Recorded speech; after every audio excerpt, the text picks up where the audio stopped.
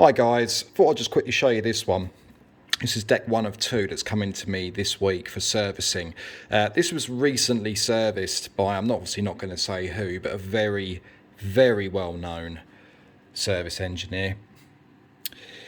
Have a quick look at this. Does this look familiar to anybody from my Franken deck video that I showed everybody before?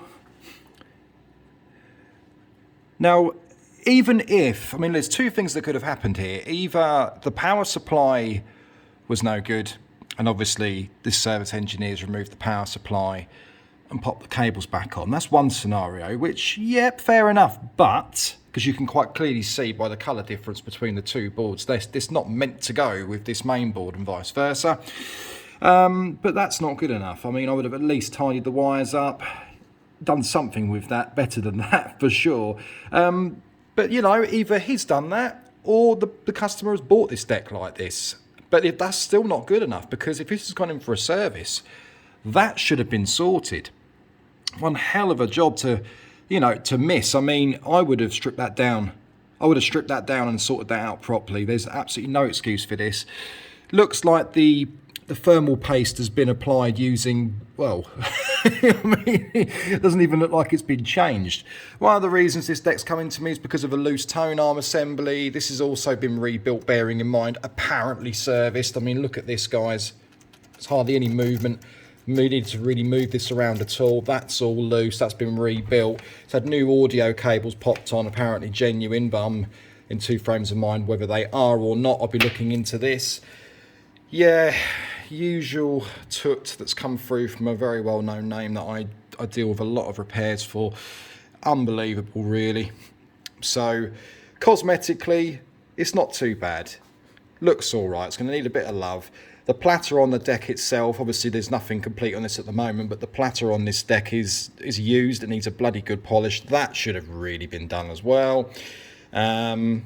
Yeah, I'm not very impressed. Little things like, if you look at the pitch trim, these are meant to have been replaced apparently.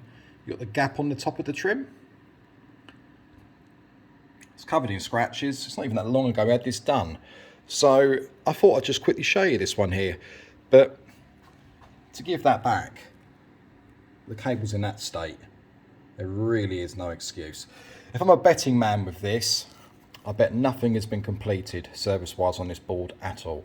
I completed two turntables. Someone that dropped a pair of 1210 Mark IIs down to me over the weekend. He travelled all the way up, here from, or down here even from Wales, so I could replace over his pitch slider units, because the two that were installed he wasn't very happy with. These were meant to have been genuine as well. Couldn't mix a pancake on them, so I had to put his original sliders back in for him. He's happy now. But again, his decks, we had a quick look at the main board on both of his when we turned them over just to have a look while we were here. And apart from Q201, which is this component right here, that being reflowed, nothing else on the turntable had been completed. There was not even a reflow of any solder, diodes hadn't been changed, and everything was just left exactly as it was. So this is your typical, the state of things that come through from this said engineer, where things are just dirty, blatantly never touched or ever cleaned. It's just, there is no excuse, and it wasn't that long ago, and this is exactly the same. So yeah, that's probably not, well, it is one of the worst things I've seen from this guy, to be fair. But I thought I'd just show you all this one here. So when you see this pair again, obviously I put the other one in the mix. You will see a much cleaner turntable, platter looking gorgeous, and of course that rectified and everything else all checked. But this is just part of the daily ritual that I have to deal with just about every turntable that comes through that's ever been touched by somebody else. So please be very careful, guys. There are some trustworthy people out there, we know this, but just do your background checks before you let people loose on your pride and joys, guys, because otherwise you'll be in for a world of pain. That's an easy job to sort, and as long as everything else runs in spec, I'm sure my customer will be fine. But yeah, just be very careful, guys.